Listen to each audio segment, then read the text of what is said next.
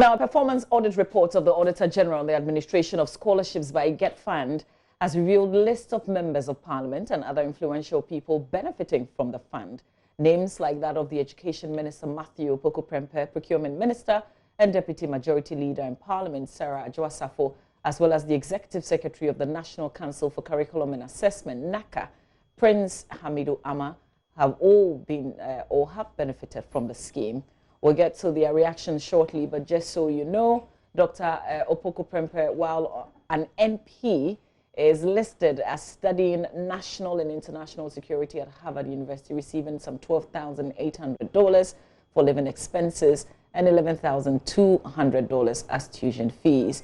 Sarah Adwoa-Safo is also listed as studying, or as she studied at the Harvard Kennedy School, enjoying some $12,800 in allowances, with $17,004 in tuition fees. Dr. Amaris also studied philosophy and education at the University of Aberdeen, which comes with a benefit of £38,400 for living expense, in addition to some £33,000 for tuition fees. My colleague Kojo Yankson joins me in studio with details. Kojo, what more can you tell us in terms of some of the benefits, some of the names coming out of this? Well, beyond the names, I can broadly tell you what the Auditor General's report found wrong with the performance of their duties at Get Fund.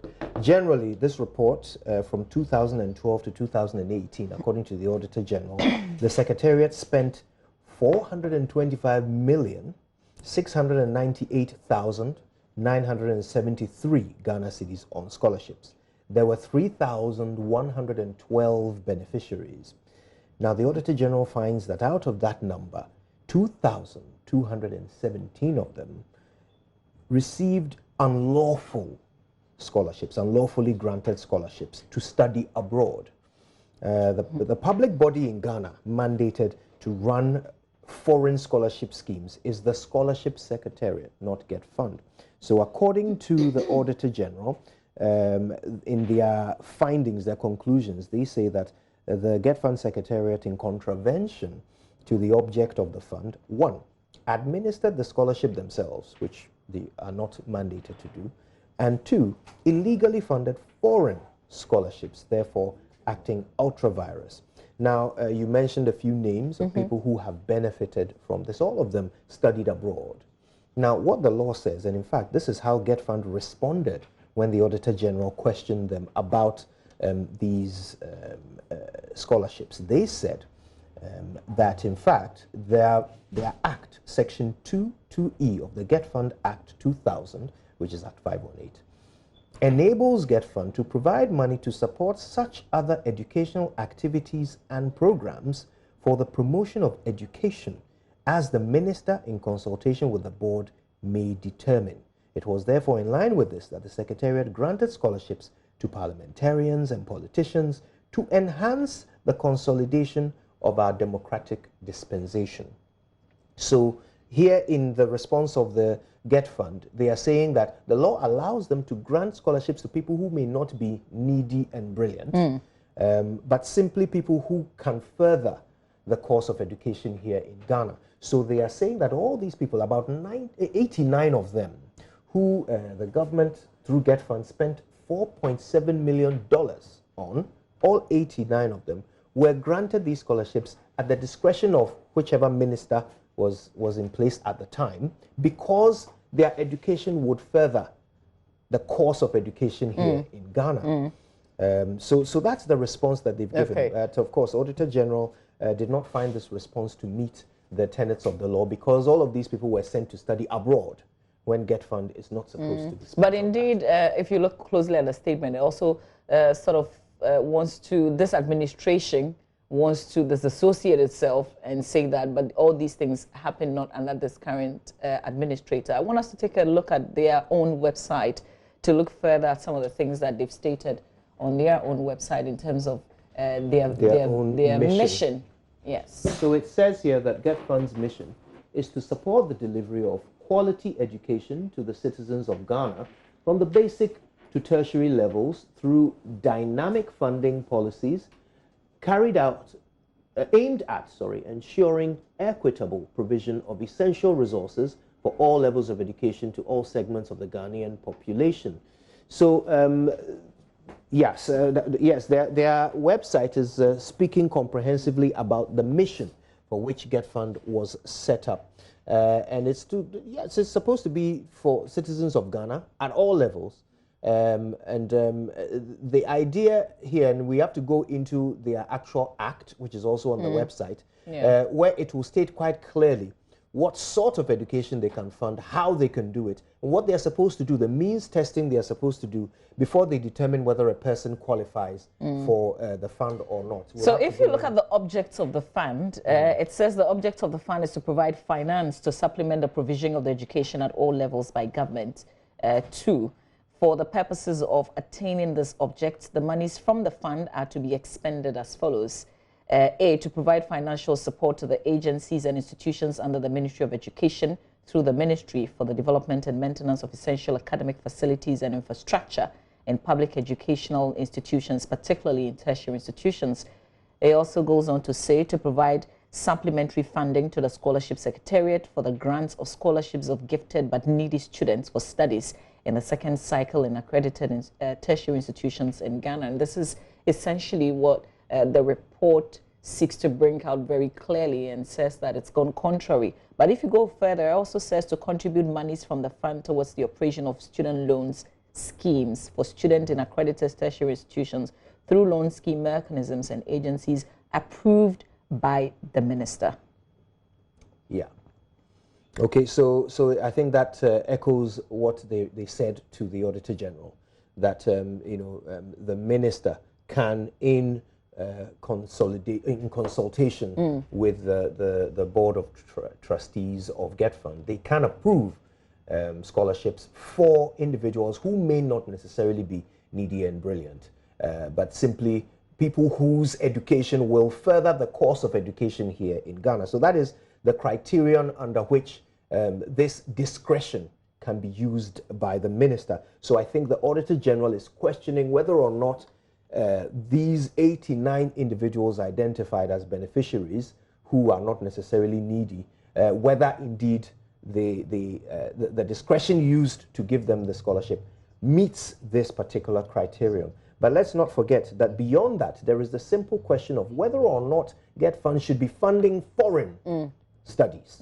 And according to their own law, they should not.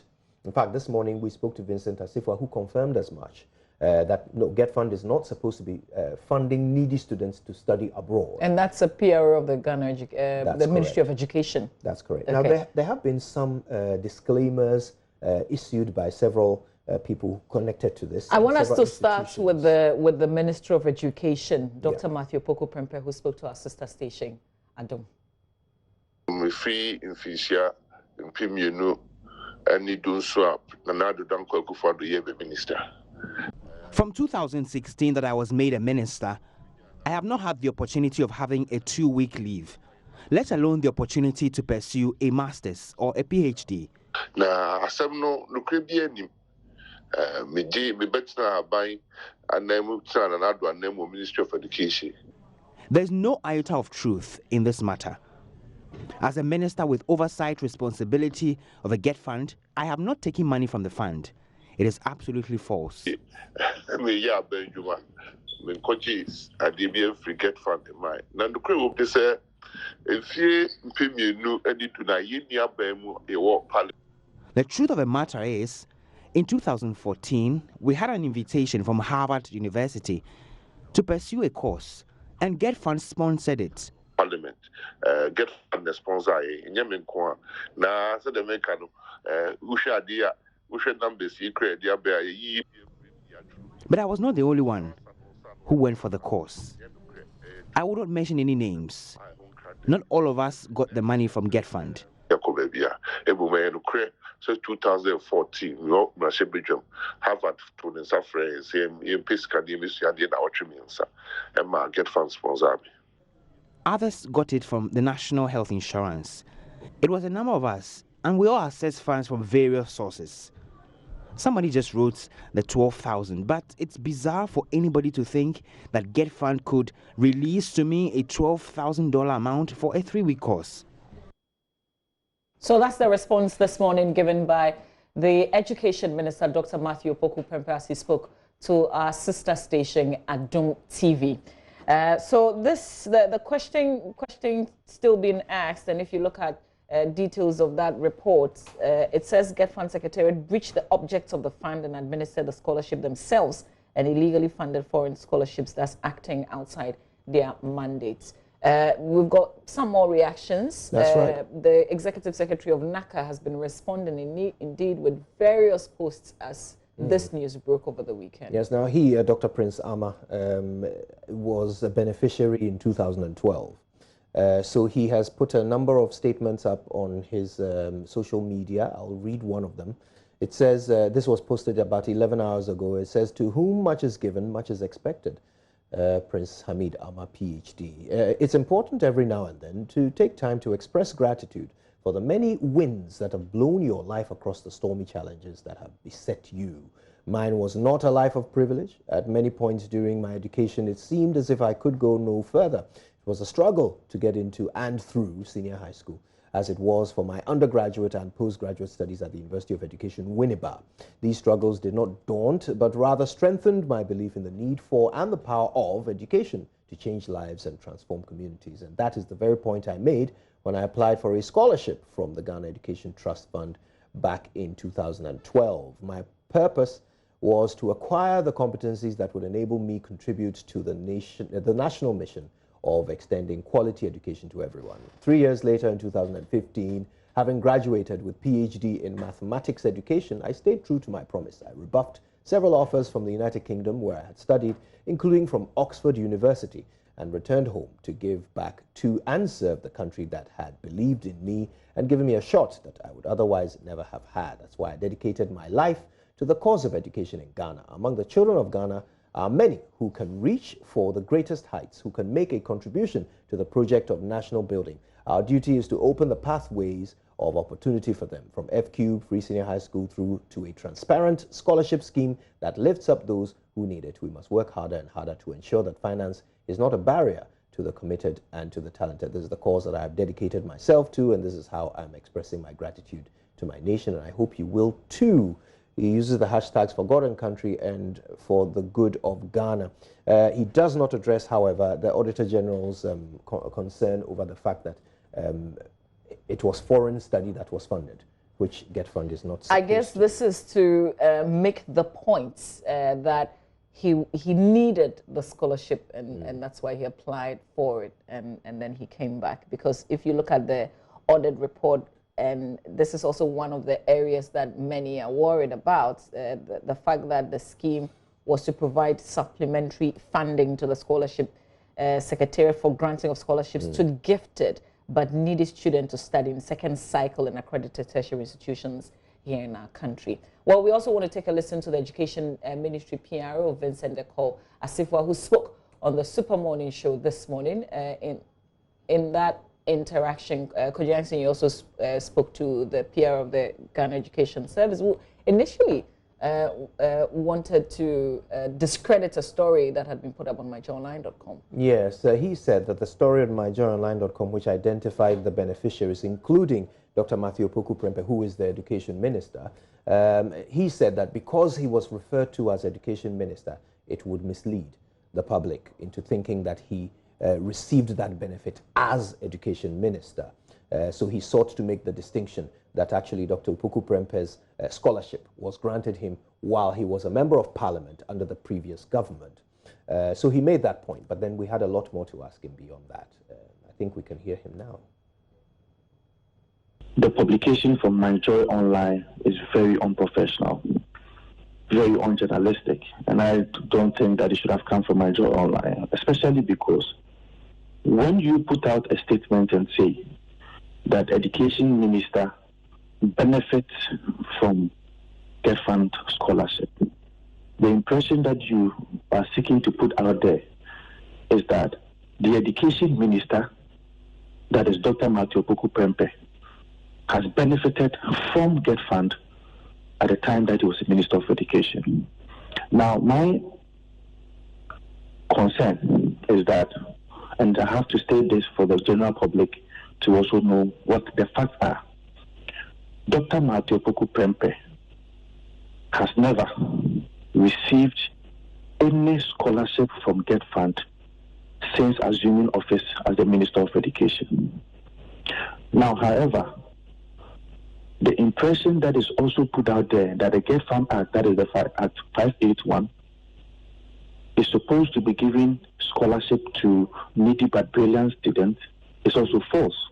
That is not the only mandate of Get Fund. In fact, the same act, that is the Get Fund Act 581, subsection 2E, also allows the Minister of Education, in consultation with Get Fund, to promote education in this country, give some of these sponsorships or scholarships to people to go and learn and come and help this country, as per the Get Fund Act 2E, subsection 2E. It allows for anybody to be given an award to go and train, as the minister may decide. So I am saying that subsection 2E covers Dr. Matthew Poku Prempe to have benefited from Get Fund at the time. Of course, if it was from 2017 up to now, probably that is when we would have had a problem with it. But the most important thing is that as a minister, he has not benefited from Get Fund. And the impression out there that people are saying that this is supposed to be what it is reserved for needy but brilliant students is not the case. Okay, Mr. Asifo, hello, this is Kojo Yankson. Is Get Fund supposed to offer scholarships for foreign study? Well, if you check the mandate, I don't think that they are supposed to be doing that. And that is why the performance audit had to clearly indicate some of the shortfalls that Get Fund has been going through, if you like, some institutional challenges that have been Get Fund has been going through. So I don't think that they are supposed to be doing. And in fact, if you read the performance audit, I have read some aspect of it. It clearly states that some of these monies are supposed to be given to Scholarship Secretariat. And that's the Get Fund Act itself. It corroborates that point of the Auditor General, that is supposed to be given to Scholarship Secretariat. But however, Get Fund reserves some amount of rights, as per the Act, to be able to promote education by managing some amount of scholarship or the funds. So that's the spokesperson of the Ghana Education Ministry, the Ghana Education Ministry, there are still many more questions left unanswered. Indeed, and I think in the coming days, some of the things that people would want to know is why was the education, the Get Fund spending sometimes over 300% of its budget in a single year between 2012 and 2018. In fact, in 2018, the Auditor General says that they spent over 100% of their budget. And why was this happening when there were infrastructure projects being left, uncompleted? Why were they spending more than they were budgeted to spend on these scholarships? And why were they spending on foreign education when they are not mandated to do so? See, these are some of the questions that obviously we will be seeking answers to. But there are some of the people named in this list of 89 recipients who the Auditor General does not consider to be needy and brilliant. On that list, there are people who claim that they did not receive the money that the list says they were given.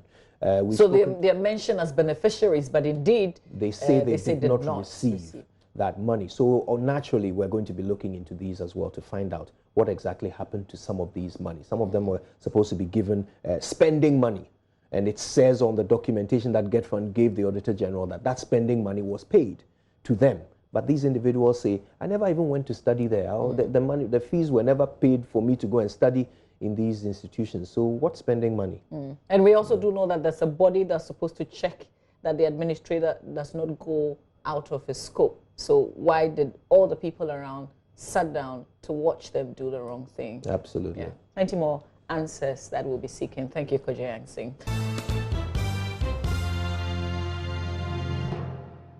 Now, aggrieved customers of Men's Gold are unhappy about what they say is government's failure to capture their plight in last week's State of the Nation address.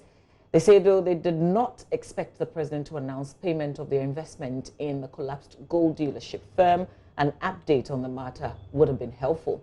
The sentiment comes after President Akufo-Addo announced payment of locked-up funds of customers of defunct savings and loans companies, and that is expected to begin from today. At a meeting in Kumasi, the aggrieved customers expressed disappointment in government's continued silence on their matter.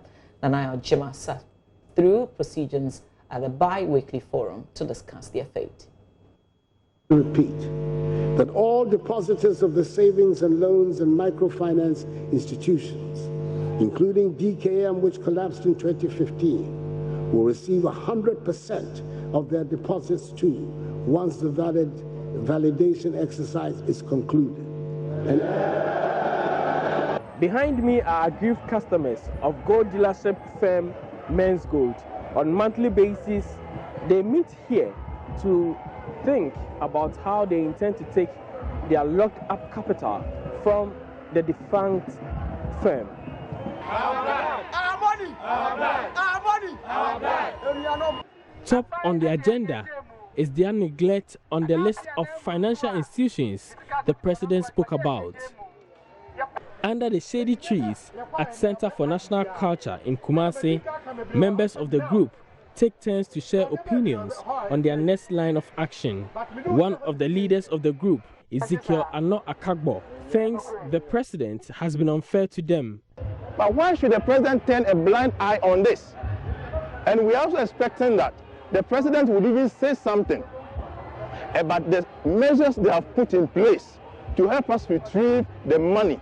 Because we were told that Iyoko have frozen some of the assets of Men's Gold. We weren't expecting him to put us together with those in the savings and loans and microfinance category. But we were expecting him to say something with regards to the current state of Men's Gold issue in Ghana. Other members pour out their frustrations. We were expecting him to talk about the Men's Gold money locked up, but nothing was said about it. So we are appealing to him that we are all citizens of the country. So he should come in to fight for us, to get our money back for us. We have written to other places, and even the government himself, we have even petitioned him. I mean, at the end of the day, we don't see anything. More than 15 billion. As I say, I am about Obia, sorry, I'm in Nobo. One even and another mensa, any abai, Yayan Intia, all person of the fee, Africa or Sanchi to count. If they are able to retrieve his money, then he can pay all our money to us. Then the government should come into our aid and help us. A section of them, clad in red and black, will however not speak but look on hopelessly. From Kumasi for Joy News, Nanaya Ojima reporting.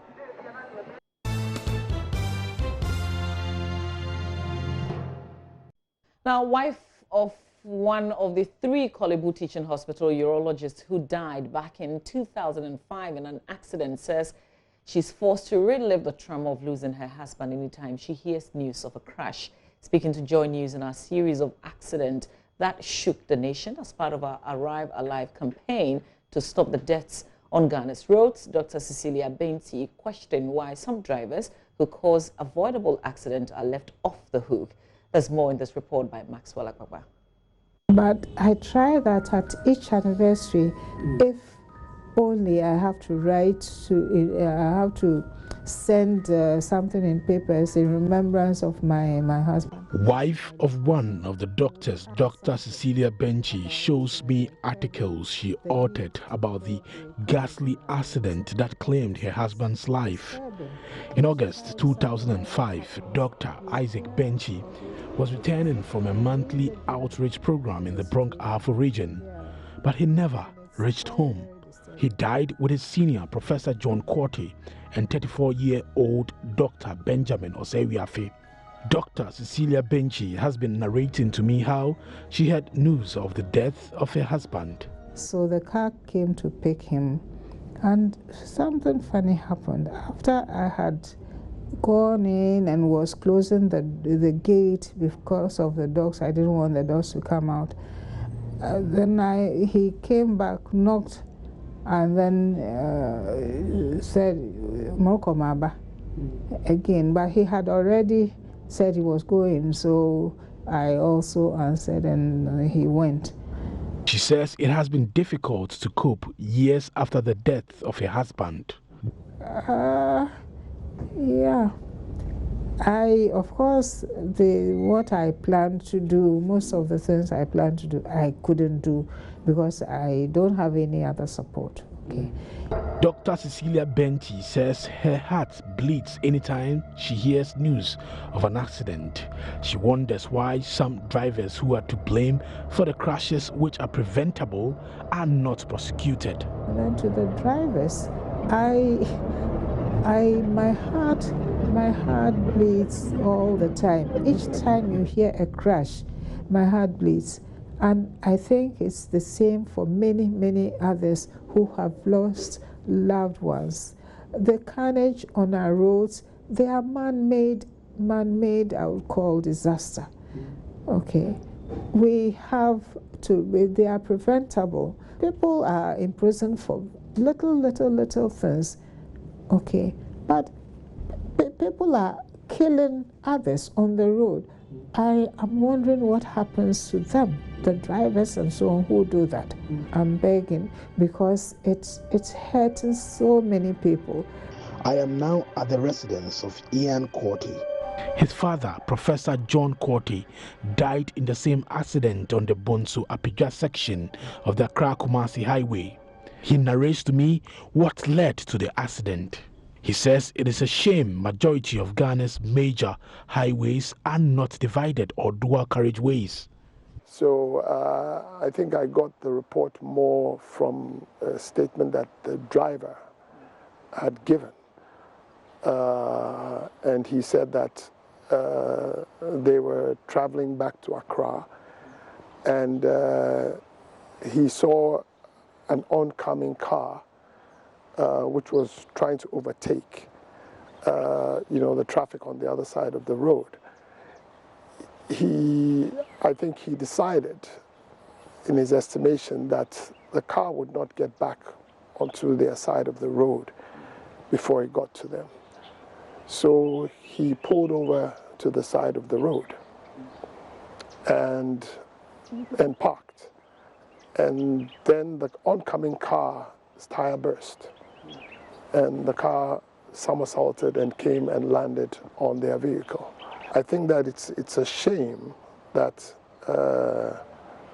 almost 15 years after my father died, we don't have a divided highway running from south to north and from east to west in this country. 15 years later, you cannot drive from Accra to Kumasi on a divided highway.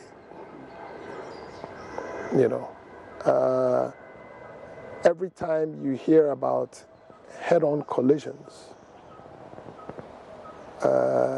you know that it is as a result of us not having divided highways.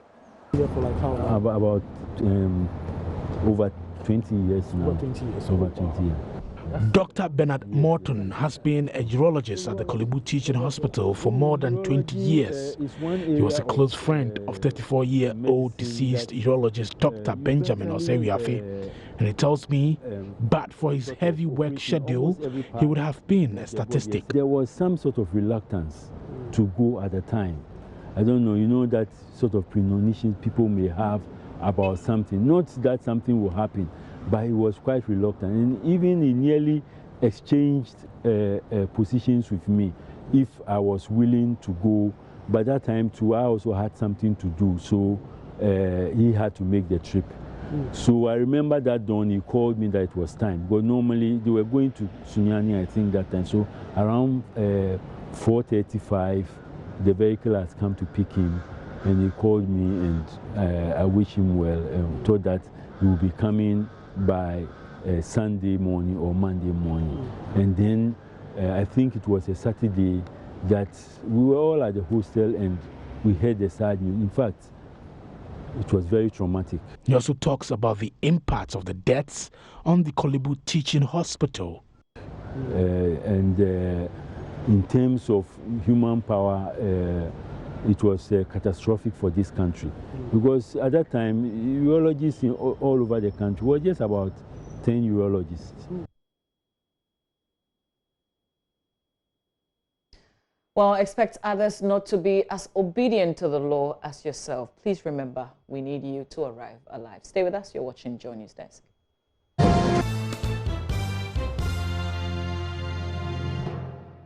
Thanks for watching JoyNews Desk. Now, 5-year-old Princess Dede Dako, who hops on one leg, begins the process to acquiring an artificial leg today. Two institutions, one in Nsawam and the other in Agona Dunkwa, are collaborating to design Princess's new right leg free of charge. They will also support her through school as well as assist her mother economically. This follows a Joy News report on the little girl's plight. MFA Atiamwa Eli has more. 4 years, Princess has been hopping on one leg for all her mobility needs, including going to school. With intervention of the Brother Tarsicius Prosthetics and Orthotics Training College at Nsawam and the Salvation Army Community-Based Rehabilitation Center at Agunaduakwa, Princess Dede Dako will, in the next 1 month, get back her right leg in its full length. The two institutions visited Princess and her mother days after Joy News reported on the girl's birth defects. Principal of Brother Tarsicius Prosthetics and Orthotics Training College at Nsawam, Henry Labi, gives a brief of the preliminary stage. The prosthesis or orthoprosthesis she's going to use is going to be part of her. It's just like a shoe. She'll be growing out of it. There's going to be constant repairs. So we are taking the initial cost of it, and it might cost around 6,000 Ghana cedis just for that, and we are giving it to her for free. On Monday, we do the assessment, and then we do the necessary measurement, which can take just a day. And when that is done, we would ask her to come back to the house, and we would do the process there and do all the modification and rectification we need to do and get all the materials we need to do to prepare it. Princess will later be detained at the final stage for a couple of weeks to enable her learn to use the new leg. The entire process is expected to last for 1 month. The Salvation Army Community-Based Rehabilitation Center has committed to sponsoring her education and economically supporting her mother. Paul Banfo is the Director of Medical, Social and Community Services. So it's all about building the capacity of the mother to be able to take care of the daughter. But for now, we are coming in with educational support. We are also coming to look at the mothers, do some form of assessment, get to know really what she's doing now, what other things can she do to put her in a better position where any other mother will want to be able to cater for herself and her children. Princess' mother, Regina Dako, was lost for words. Her neighbor, Bawa Muhammad, who alerted Joy News about Princess' challenge, expressed gratitude to the two institutions and Joy News for coming to the aid of daughter and mother. And I want to thank you very much for coming to the aid of this girl. And I know in future she will also remember you. Thank you very much. Among other donors were Crystal Mining Consult, which donated a check for 5,000 cedis, and 5-year-old Delaidem, who also gave up all his savings of 100 Ghana cedis towards Princess's leg. After securing her new leg, Princess will report for periodic maintenance and reviews. The artificial leg will be changed every 5 years as she grows. MFA Atiamwa Eli for Joy News. Nima. And we thank you for your continued support. Now, the controversy surrounding Ghana's decision to buy property to serve as Chancery building and residence for the Ghana Embassy in Oslo, Norway, has been put to rest. About an hour ago, the Foreign Affairs Minister commissioned a rented property to serve as embassy in Oslo. The minority in 2018 claimed government had planned to spend a whopping $12 million to buy a building in Norway originally priced at $3.5 million. Government denied the allegation, insisting it had reversed earlier decision to buy the property.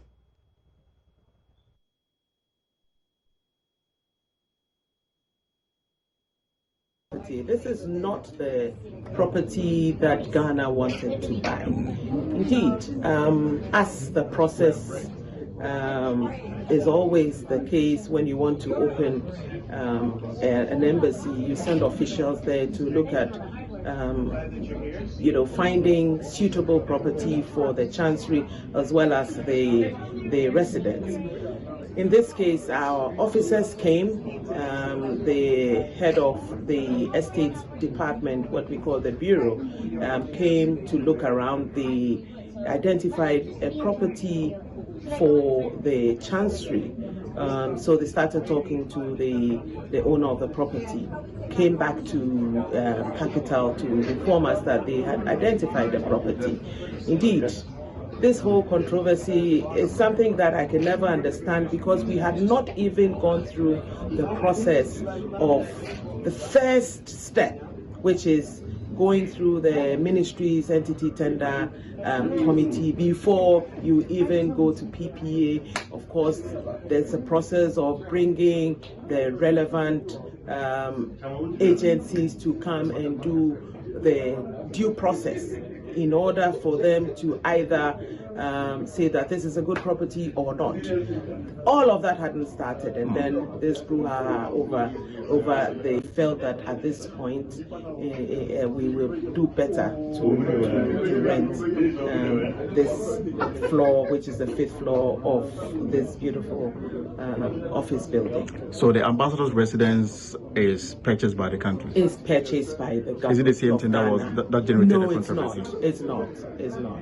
Not at all. It's a different property that we found. And usually that's what happens. You go, you talk to the owners, find out what their terms are, and so on and so forth, before you make a decision. Because, you see, we have a whole process, that due process that we follow as government in the ministry, which goes through different processes. Like I said, none of them had been followed when this whole controversy happened. But we're happy that today we are seeing the commissioning of this office space for the Ghanaian embassy in Oslo, so that we'll be able to provide the consular services that the over 3,000 Ghanaians who live in Norway so badly need, and also, of course, to do with our bilateral relations with Norway. So all in all, it is a good day for us. Thank you very much. Thank you.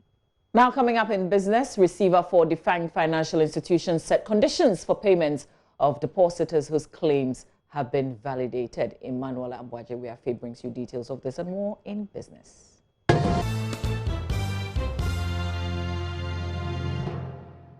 Hello, good morning to you. Welcome to Business. Receiver for the defunct financial institutions and has outlined modalities for payments of claims of depositors from this morning. This follows a directive by President Akufo-Addo that payments should start from this Monday. George Viafe has more in this report.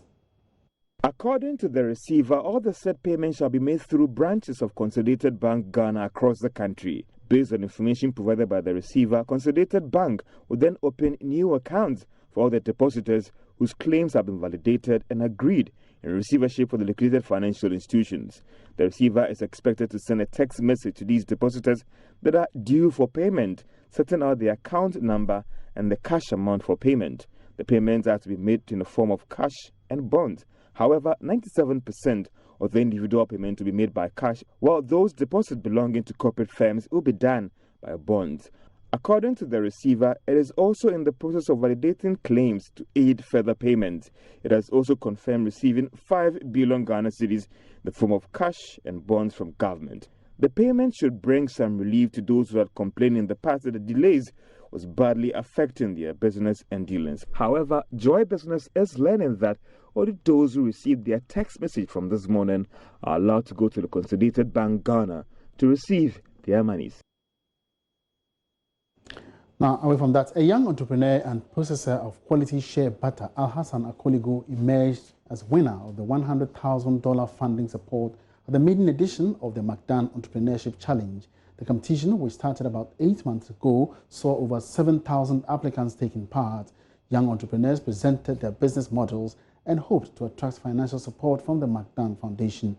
My colleague Bismarck Hausa was at the final pitch and filed this report.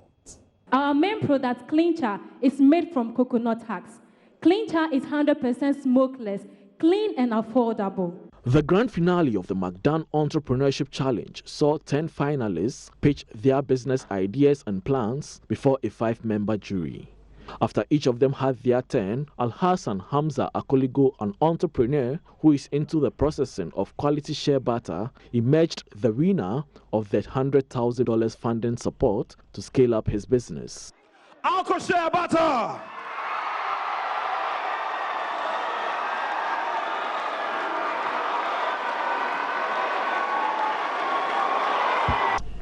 Addressing the media, Mr. Akoligo had this to say. You should expect a big brand, the Alco Share. You should expect a big brand.